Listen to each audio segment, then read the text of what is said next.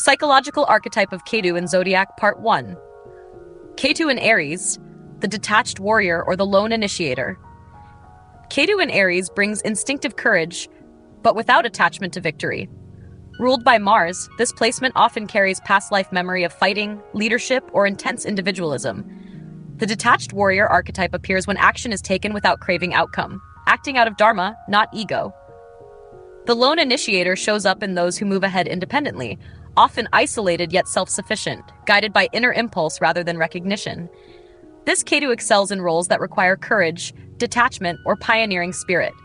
Its challenge is disconnection from collaboration, preferring solitude over teamwork, and often avoiding sustained commitment or follow-through. Ketu in Taurus, the Renunciate or the Minimalist. In Taurus, Ketu withdraws from material fixation. Ruled by Venus, this placement brings disinterest in wealth, luxury, or sensual comforts, often due to karmic familiarity with them. The Renunciate archetype seeks inner worth beyond possessions, favoring simplicity, nature, or spiritual aesthetics. The Minimalist emerges when one instinctively lets go of attachments, creating beauty through reduction, not accumulation. This Ketu excels in sustainable living, spiritual ecology, or voluntary simplicity. Its challenge is insecurity or discomfort with physical life, struggling to receive abundance or care for the body while trying to transcend it. Ketu in Gemini, the silent thinker or the lost messenger. Ketu in Gemini reflects a soul that has intellectually been there, done that. Ruled by Mercury, this placement often creates detachment from speech, information, or constant communication. The silent thinker archetype shows up in those who prefer to listen, observe, or process inwardly, deeply intelligent but slow to speak. The lost messenger appears when communication feels fragmented or unfulfilling.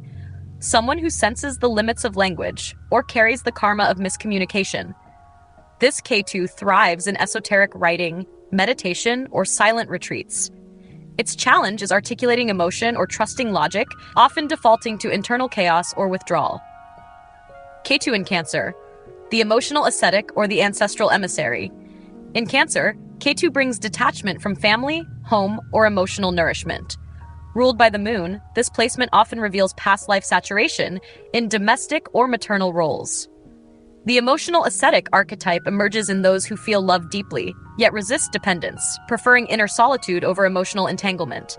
The ancestral emissary appears when one carries unconscious karmic patterns from lineage, often working out inherited emotional burdens. This Ketu excels in spiritual psychology, ancestral healing, or intuitive arts. Its challenge is emotional isolation, fear of vulnerability, or numbness where connection is needed most. Psychological archetype of Ketu in Zodiac Part 2. Ketu in Leo, the Shadow King or the Invisible Creator. Ketu in Leo brings detachment from fame, recognition, or personal glory. Ruled by the Sun, this placement often signals past life mastery in leadership, performance, or central roles, and a present life pull away from the spotlight. The Shadow King archetype appears when leadership is exercised quietly without the need for credit, power without ego. The Invisible Creator emerges in those who produce beauty, art, or influence from behind the scenes. This Ketu thrives in ghostwriting, anonymous activism, or soul-centered creation. Its challenge is suppressed confidence or rejection of visibility, struggling to let the self shine for fear of being seen again. Ketu in Virgo, the pattern breaker or the inner analyst. In Virgo, Ketu brings hyper-awareness of detail but no emotional tie to perfection. Ruled by Mercury, this placement often reflects a soul that has long labored in systems, healing, or service, and now questions the point. The pattern breaker archetype appears in those who unconsciously unravel routines, disrupting overly rigid structures in pursuit of deeper meaning. The inner analyst emerges when introspection replaces action, someone who questions everything, but may retreat into analysis rather than engagement. This Ketu thrives in mystical healing, that's metaphysical diagnostics, or minimalist design. Its challenge is anxiety, self-neglect, or paralysis by overperception, and feeling everything but doing little with it. Ketu in Libra, the disillusioned diplomat or the inner equalizer. Ketu in Libra reflects a karmic release from relationships, aesthetics, or people-pleasing. Ruled by Venus, this placement often comes after lifetimes of partnership, diplomacy, or social harmony. now accompanied by inner exhaustion or disinterest in pleasing others. The disillusioned diplomat archetype appears in those who feel jaded by superficial peacekeeping, drawn instead to inner authenticity over polite compromise. The inner equalizer emerges when harmony is rebuilt internally, prioritizing self-respect over social approval. This Ketu thrives in solitary art, behind-the-scenes justice work, or spiritual partnerships. Its challenge is relational detachment, fear of commitment, or isolation disguised as self-sufficiency. Ketu in Scorpio, the secret mystic or the inner renewer. In Scorpio, Ketu becomes raw, psychic, and transformative. Ruled by Mars and Ketu itself, this placement often carries deep past life experience with death, loss, power, or the occult. The secret mystic archetype operates beneath the surface, someone with silent spiritual authority, hidden depth, or a direct line to the unseen. The inner renewer emerges when one goes through cycles of destruction and rebirth alone, integrating trauma into quiet strength. This Ketu thrives in shadow work, occultism, investigative healing, or spiritual crisis navigation. Its challenge is emotional withdrawal, spiritual isolation, or resisting intimacy to preserve inner power. Psychological archetype of Ketu in Zodiac, Part 3. Ketu in Sagittarius, the detached preacher or the inner pilgrim.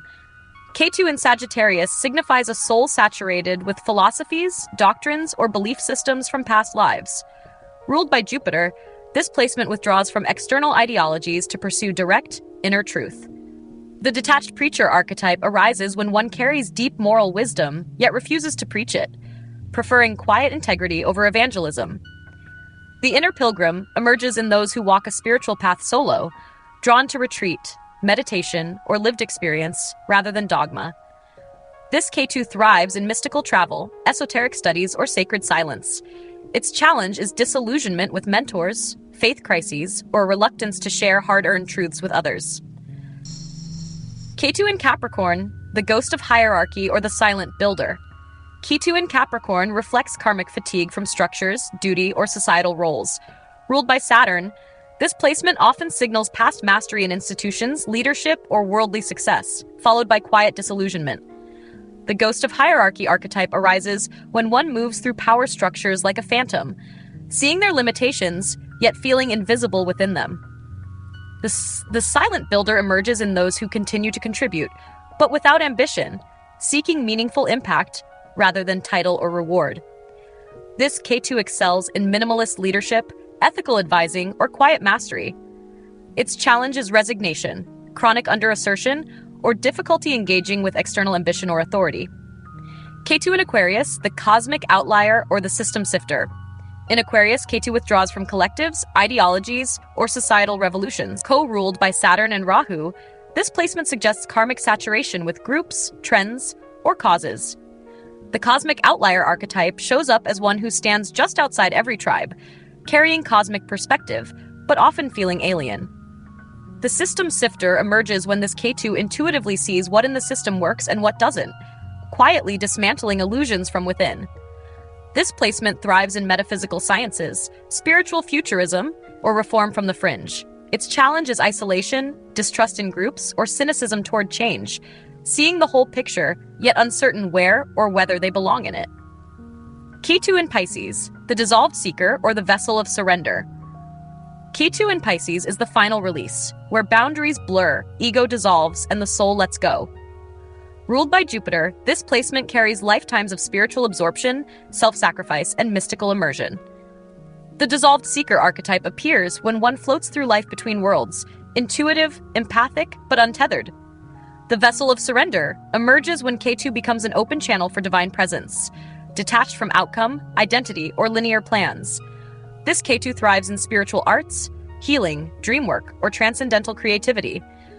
Its challenge is escapism, detachment from reality, or neglect of the physical self, belonging everywhere, yet grounded nowhere.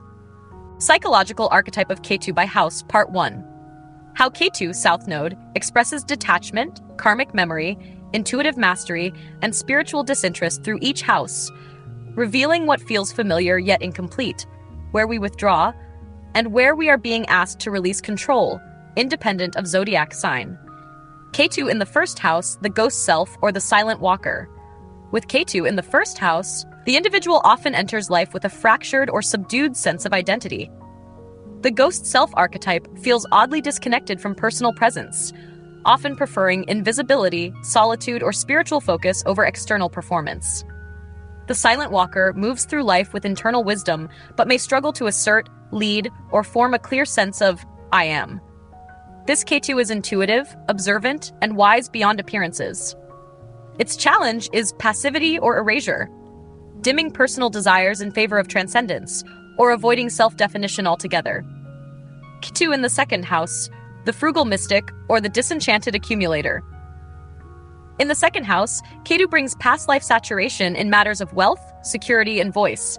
The frugal mystic archetype seeks simplicity, feeling little attachment to possessions, often drawn to minimalist, natural, or spiritually unburdened living.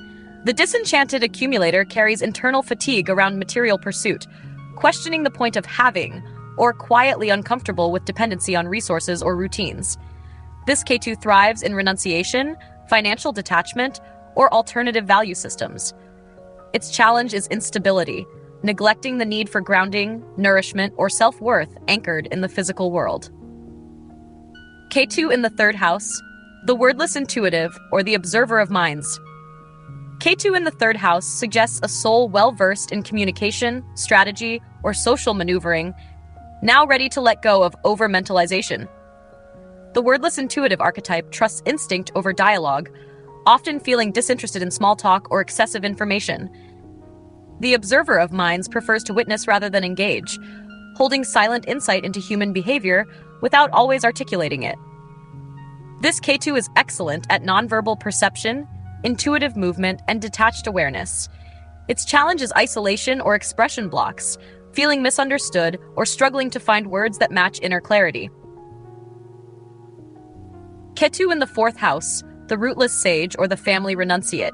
With Ketu in the fourth house, the soul carries deep familiarity with family bonds, emotional memory, and domestic life, yet feels detached from rootedness. The rootless sage archetype drifts emotionally, carrying wisdom but little attachment to home in the traditional sense. The family renunciate may have karmic ties to caregiving roles, now leading to withdrawal from lineage, culture, or inherited emotional patterns. This Ketu is naturally introspective and sensitive, often drawn to spiritual retreat. Its challenge is emotional bypassing, neglecting the need for inner nurturing, or avoiding intimacy due to past saturation in family entanglement. Psychological archetype of Ketu by house part 2.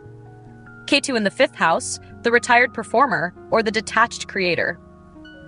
Ketu in the fifth house indicates past life immersion in creativity, romance, or public recognition. Now, the soul turns inward, disinterested in applause or outward validation. The retired performer archetype has done the stage, preferring anonymity over the spotlight, and finding joy in quiet, uncelebrated expression.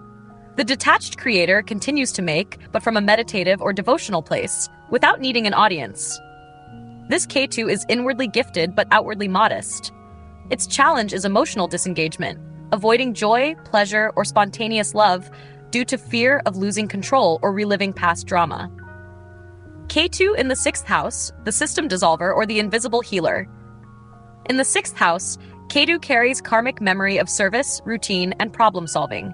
The system dissolver archetype has already mastered discipline and labor, and now seeks to move beyond the grind, rejecting perfectionism, structure, or constant fixing.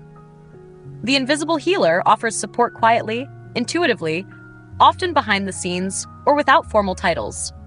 This Ketu may have an aversion to micromanagement or overwork, preferring spiritual flow over rigid systems. Its challenge is inconsistency or withdrawal from duty, neglecting personal health or responsibility while avoiding the very systems that once sustained them. Ketu in the seventh house, the solitary wise one or the contract breaker. Ketu in the seventh house suggests karmic saturation in relationships, partnership, compromise, and external balance. The solitary wise one archetype now seeks self-realization through autonomy, retreating from traditional relational roles. The contract breaker instinctively resists social expectations around marriage or collaboration, favoring sacred solitude or unconventional bonds. This Ketu is intuitive in reading people, but detached from attachment. Its challenge is isolation, cutting off opportunities for emotional reciprocity, or struggling to trust others after lifetimes of over-identifying with partnership. Ketu in the 8th house, the underworld survivor or the detached alchemist. Ketu in the 8th house holds deep karmic experience with death, loss, power, and emotional intensity. The underworld survivor archetype carries the scars and strengths of having been through cycles of destruction and rebirth, now less reactive to drama or fear. The detached alchemist transforms through stillness rather than intensity, intuiting change but no longer gripping it. This Ketu thrives in psychology, energy work, or spiritual depth. Its challenge is emotional detachment, avoiding intimacy, mistrusting vulnerability, or retreating from life's richness to avoid reliving past crises. Psychological archetype of Ketu by house, part 3. Ketu in the 9th house, the fallen guru or the wandering mystic. Ketu in the 9th house reflects past life mastery in religion, philosophy, or higher knowledge. The fallen guru archetype may carry wisdom but no longer identifies with preaching or institutional authority, preferring silence over sermons and inner truth over doctrine. The wandering mystic seeks meaning beyond systems, drawn to personal experience, intuitive knowing, and spiritual nomadism rather than formal study. This Ketu often rejects rigid beliefs or inherited truths. Its challenge is spiritual cynicism or disillusionment, resisting new teachings out of karmic fatigue or overcorrecting by rejecting guidance entirely. Ketu in the 10th house, the shadow executive or the invisible builder. In the 10th house, Ketu reveals past immersion in power, status, and worldly responsibility. The shadow executive archetype feels little attraction to titles or public recognition, having already carried the burden of leadership. The invisible builder prefers to contribute from behind the curtain, supporting purpose-driven work without needing credit or control. This Ketu thrives in spiritual careers, advisory roles, or mission-based service.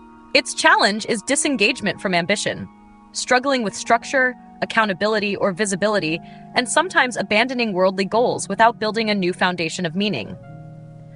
Ketu in the 11th house, the disillusioned idealist or the lone visionary. Ketu in the 11th house suggests past life involvement in groups, movements, or collective ideologies. The disillusioned idealist has seen the limits of utopias, now withdrawing from the crowd to refine a more grounded inner vision. The lone visionary still holds progressive insight, but prefers to work alone or on the fringes, creating without the noise of group dynamics. This Ketu excels in research, contemplative innovation, or nonconformist creativity. Its challenge is social withdrawal or apathy, fearing groupthink, disconnection, or the karmic weight of leadership within communities. Ketu in the 12th house, the past life monk or the cosmic dissolver. Ketu in the 12th house points to lifetimes spent in isolation, spiritual retreat, or otherworldly service. The past life monk archetype carries deep intuitive wisdom and a comfort with silence, solitude, and surrender. The cosmic dissolver dissolves boundaries, tuning into collective emotion, karmic threads, and unconscious symbolism with effortless grace. This Ketu often feels unfinished in the human experience, drawn toward transcendence, but needing grounding. Its challenge is escapism or erasure, losing identity in mystical absorption, spiritual bypassing, or retreating from life's demands to avoid entanglement.